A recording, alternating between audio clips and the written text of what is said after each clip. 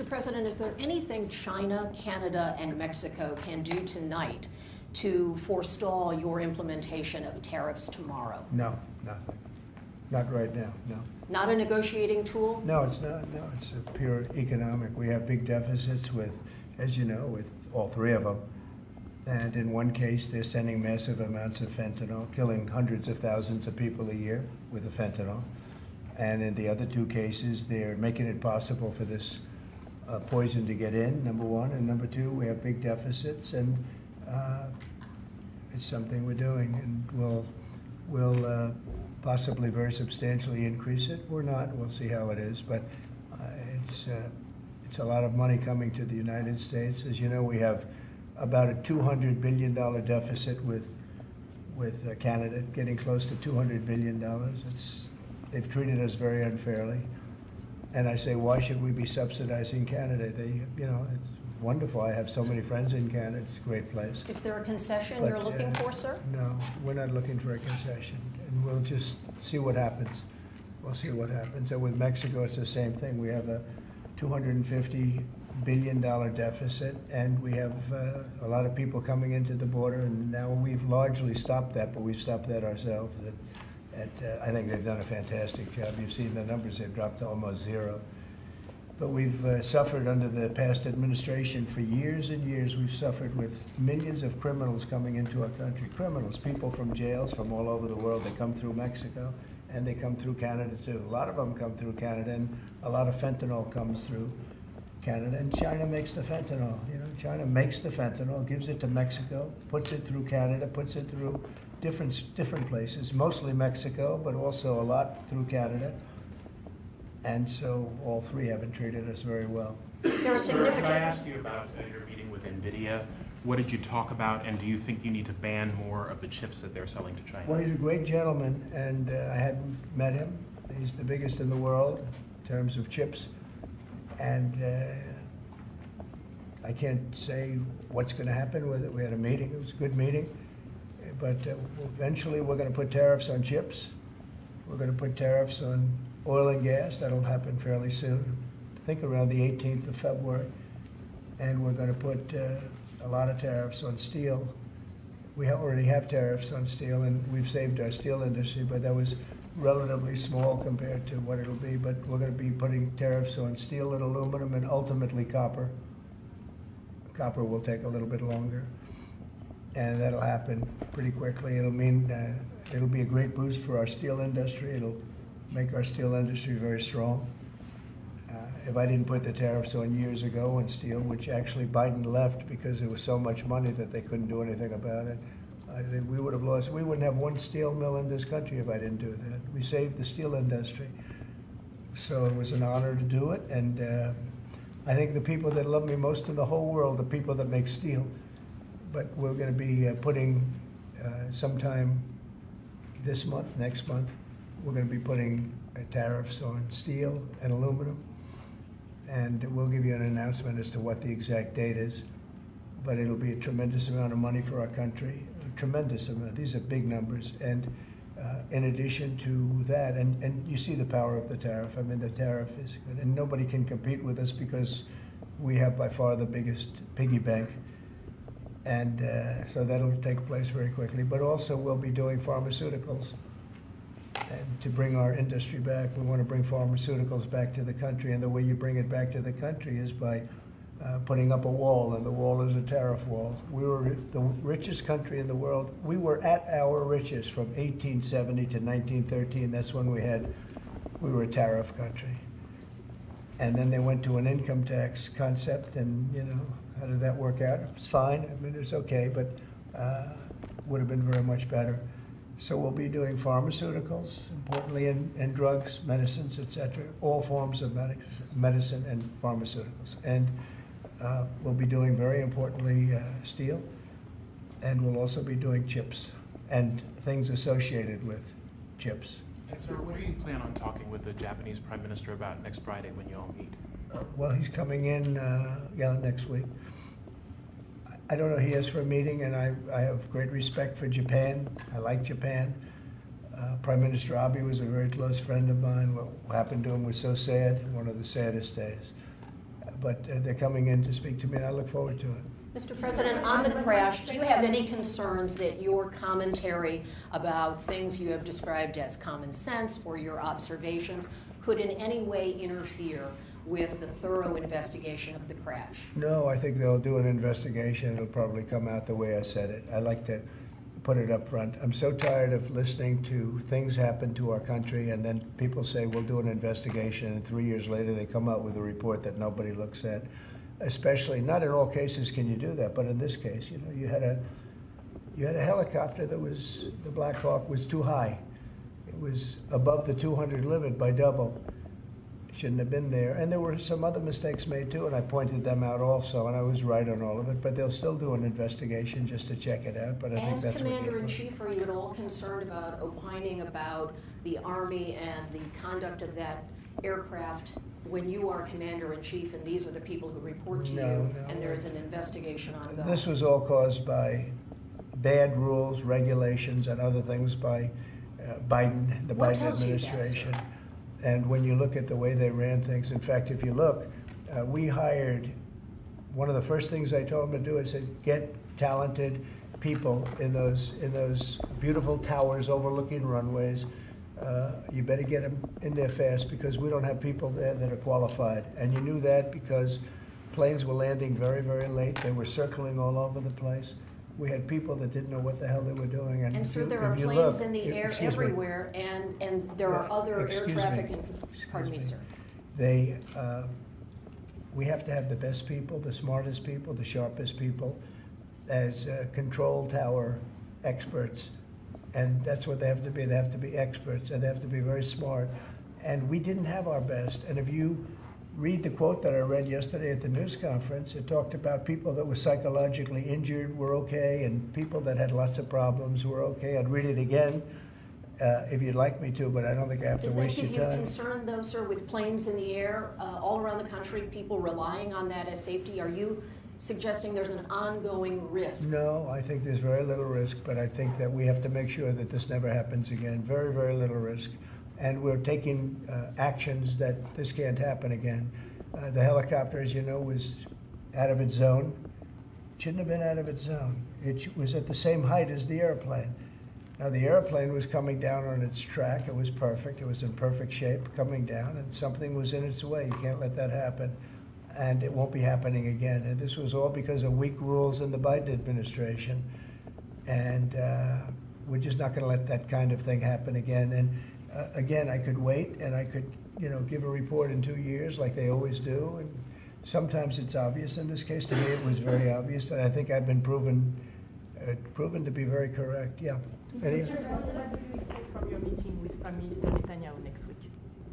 I expect a lot of good things. From all meetings, I expect good things. Marco Rubio, as you know, is going to make a tour of various countries in South America. He's going to be meeting in Panama, where Panama's treated us very badly. They gave him, rather foolishly, a thing called the Panama Canal, the most expensive project we ever built, if you look at today's numbers. Most expensive ever built. We lost 38,000 men. In that case, all men, just about all men. 38,000 to the mosquito, to malaria and various other problems that you get from jungles. It was a tremendously costly event. We built the Panama Canal 110 years ago. Think of it, the most expensive development we ever did. And really one of the wonders of the world, one of the great wonders of the world. And we didn't give it to China, we gave it to Panama. And Panama's been ripping down all the China language signs. They've been working like mad to try, but about 70% of the signs were up and they were written in Chinese, and that's not the deal. So we're going to take it back. They've already offered to do many things, but we think it's appropriate that we take it back. They've totally violated the agreement. We have an agreement. They violated the agreement, and Marco Rubio's going over there to talk to the gentleman that's in charge. Mr. Gaza, do you still think it's a good idea for Jordan and Egypt to be taking in Palestinians when they reject the idea and the Palestinians who are living now in Egypt? I think Jordan will take people, people from Gaza. And I think Egypt will take them also. I mean, I heard somebody said they're not going to, but I think they will. I feel confident they will. Mr. President, will tomorrow's tariffs include oil? What? Will tomorrow's tariffs be inclusive of Canadian crude? I'm probably going to reduce the tariff a little bit on that. We think we're going to bring it down to 10% on the oil. So it's 25% on the Canada side. Mr. President, are these tariffs stacking on top of already existing tariffs, or Yes, this will be the total? on top of whatever may be existing. Mr. President, ask you a question about Venezuela. Rick Cornell was seen on state TV shaking hands with President Maduro. Is there any concern that that might lend legitimacy to the Maduro administration? No, we want to do something with Venezuela. I've been a very big opponent of Venezuela and Maduro. They've treated us not so good, but they've treated, more importantly, the Venezuelan people very badly. We have tremendous Venezuelan population. I got 92% of the vote, the Venezuelan vote. Now we want to see what we can do to get people back in their homeland safe and free and all. He's meeting with a lot of different people, but we are for the people of Venezuela. We're for the Venezuelan Americans. If you look at it, we have them all in Florida, right around the Doral area. That's really, they call it Little Venezuela, right? And they voted for me close to 100%. So we'll see what we can do to straighten out the situation in Venezuela. Venezuela has been very unfortunate. I was very surprised when I saw that Biden agreed to buy a lot of oil from Venezuela, because Venezuela was just about finished, the dictator.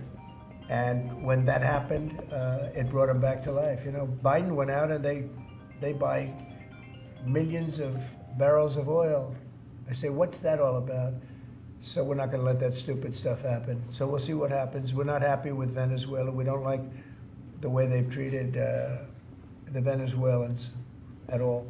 Mr. President, there have been some warnings or messages that government websites will be shut down this evening to scrub them of DEI content. Can you confirm if that's What's accurate? been shut down? Government websites, will be shut down this evening to scrub them of DEI content. Can you confirm whether that's accurate and if there are any concerns? I don't know. It doesn't sound like a bad idea to me. DEI would have ruined our country, and now it's dead. I think DEI is dead. So if they want to scrub the websites, that's okay with me. But I can't tell you. I guess probably certain people handle it certain ways. But I'll tell you who's very happy about it: the military. The real leaders, the real generals in the military, they're very happy about it. Doug is very happy about it. He's got a big group of people that are going to be working for him, really starting right now. He just got signed up, and they're very happy about it. He had a lot of DEI, everybody did, but he has not been a fan. It was really hurting our country badly. It's costing a lot of money too. You see the kind of money we're talking about? Hundreds of millions of dollars for nonsense. Now we have our country back now. Our country is back, and it's a nice thing to say. I've never seen such love. I've never had anything like it. I've never seen anything like it. People are coming up, sir, thank you for bringing our country back. We were losing our country, and I think we're stronger now than we've been in many, many decades. At the Any Department update on your call with Vladimir Putin? Well, we'll be speaking. We'll be speaking, and I think we'll perhaps do something that'll be significant. We want to end that war. That war would have never started if I was president, and we want to end that war. That war is a horrible war. Millions of young people are being killed, mostly on the lines now, mostly soldiers. But the cities have been largely destroyed, many of them. They're like demolition sites. But the soldiers are just shooting at each other. You know, it's a very flat land. I said this the last time, very, very flat land. The only place that a bullet stops is when it hits a person. And they're hitting a lot of people. They're hitting a lot of soldiers, but on both sides. You know, I think Russia would probably say close to 800,000, and Ukraine 600,000 or 700,000. And it's just a senseless situation, and it's got to stop. So whatever I can do to stop it, and we are having discussions, yes. ongoing, already scheduled and ongoing? Have you- Already talking, yes. So you've already spoken to Vladimir Putin? I don't want to say that, but we are having very serious discussions Is there a reason you about- don't want to? We are, well, I just don't want to say that. we're having very serious discussions about that war, trying to get it ended. With Russia? With Russia, yeah. At the Department of Justice and the FBI, there are a number of high-level people who are being asked to resign or are being told they are going to be fired. Did you specifically request any actions at the Bureau or DOJ with respect to those employees? No, but we have some very bad people over there. It was weaponized at a level that nobody's ever seen before. They came after a lot of people, like me, but they came after a lot of people. No, I wasn't involved in it. I'll have to see what is exactly going on after this is finished. But if they fired some people over there, that's a good thing, because they were very bad. They were very corrupt people, very corrupt, and they hurt our country very badly with the weaponization. They used the Justice Department to go after their political opponent, which in itself is illegal. And obviously it didn't work. Are you going to impose tariff on the European Union? What does that mean? Are you going to impose tariff too on the European Union, like you are going to do for Mexico and Canada? Well, you're asking me a question, because I'm sure you didn't hear. Am I going to impose tariffs on the European Union? Do you want the truthful answer, or should I give you a political answer? Absolutely. Absolutely. The European Union has treated us so terribly. You promised Americans to try to reduce costs, and so many of the products that would be tariffed, when they come into the country, the outgoing country is not paying the tariff. The buyers in the United States pay that, and then that's passed on to consumers in most instances. Sometimes. How would you expect to have prices come down if you have such a broad plan for tariffs? And what do you say to the voters who want to see you reduce everyday costs? Well, let me just tell you that I got elected for a lot of reasons. Number one was the border. Number two was inflation, because I had almost no inflation.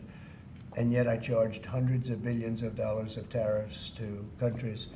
And think of it, I had almost no inflation and took in $600 billion of money from other countries. And tariffs don't cause inflation, they cause success. They cause big success. So we're going to have great success. There could be some temporary short-term disruption, and people will understand that. I had that when I negotiated some of the good deals for the farmers. And unfortunately, those deals have been led astray by Biden and his people because they didn't enforce the deals. We have a deal with China, which is phenomenal for the farmers, but there was nobody to enforce it in the Biden administration. They let them get away with murder. So that's another thing we're going to be bringing. Do you accept the principle of costs being passed committed to on? buying $50 billion worth of farm product, and they did it when I was president. And as soon as I left, they stopped doing it because there was nobody in Biden to enforce it. But the tariffs are going to make us very rich and very strong, and we're going to treat other countries very fairly. But if you think about it, other countries charge us tariffs. We don't charge them tariffs. And it's about time that that changes. Sir, are you concerned about the market reaction around tariffs? No, no. Tariffs, the word tariff is a very misunderstood word. You've heard me say, I say it kiddingly, but it's one of the most beautiful words in the dictionary. It really is. And we've been taken advantage of because others have charged us VATs. As an example, the European Union charges us 20% plus a VAT tax, called a VAT tax, very similar. And it costs us an absolute fortune. We are treated so badly. They don't take our cars. They don't take our farm products, essentially. They don't take almost anything. And we have a tremendous deficit with the European Union. So we'll be doing something very substantial with the European Union. We're going to bring the level up to where it should be. And if you think of the European Union, then you go to NATO, it's largely the same group of countries. Until I came along, I mean, we were paying almost 100% of NATO only to get bad trade deals. And now it's been evened out, but very unfair having to do, it was evened out pretty good. Actually, I did a good job. They paid $440 billion if you look at the Secretary General's report, and he was here recently and he said that. He said one of the most amazing things I've ever seen is what President Trump was able to do with these countries of Europe, of which he was in charge of them, but he couldn't get them to pay. I went over, I said, you got to pay, and if you don't pay, we're not going to protect you. It's very simple. But very unfair is with Ukraine because we're in for $300 billion plus. and they're in probably for $100 billion. There's a $200 billion difference, and they need it more than we do. You know, we have an ocean in between. They don't, and so they're going to have to step it up a little bit. With efforts to reduce the federal workforce, whether it's offering what we've called the buyout package or other efforts, do you have any concerns that there will be employees broadly across the federal government who might take that up? And they're a part of the many different ways that agencies protect the public, from food inspections to water safety to I the know, air but traffic everybody's controllers. replaceable, and we'll get very good people to replace them if it turns out to be more than we thought. It could be a lot, it could be a little, we don't know, but we'd love to have them leave. We're trying to remember this. We want them to go into the private sector. It's our dream to have everybody almost working in the private sector, not in the public sector. We have many people, very few people came to work. They were, you know, it started more or less with COVID, but actually even before COVID. But it started with the COVID, they didn't come back. And then Biden let them get away with murder, and they, you know, we had federal workforce, like 4% coming into the office. And that just doesn't work. You know, people can say it does, but it doesn't work. You have to be unified in a group in the office. It's just, it was crazy. You don't know what they're doing. And then at some point we may ask them to certify that they didn't have two jobs, meaning were they really getting a check from us, the government, and then were they also working a second job and a third job, and, you know, on government time. And many of them will say that they did, you know, which is not legal, but it's a problem. It's a problem. No, we want to get that out. We want to clean it out. You know, people have been trying to reduce federal government now for 40 years, 45 years, and they haven't been able to do it. And this is a way of doing it, I think, very nicely. It's sort of a buyout, too. I think we're treating people very good, but people don't come to the office. They won't have a job starting on that very special date, so we'll see how that works out. I mean, nobody knows how that's going to turn out. Everybody might show up to the office, and maybe a large number won't show up. But if they don't show up, we've accomplished a very serious goal. We're trying to reduce government. Does Mr. Musk or any of those associated with your DOGE effort, do they have any direct access through the government systems to how money is dispersed? No, nothing. No, they are. This has nothing to do also with the federal cutting, you know, with this federal cutting. This is very separate. This is if you don't show up, you don't get paid.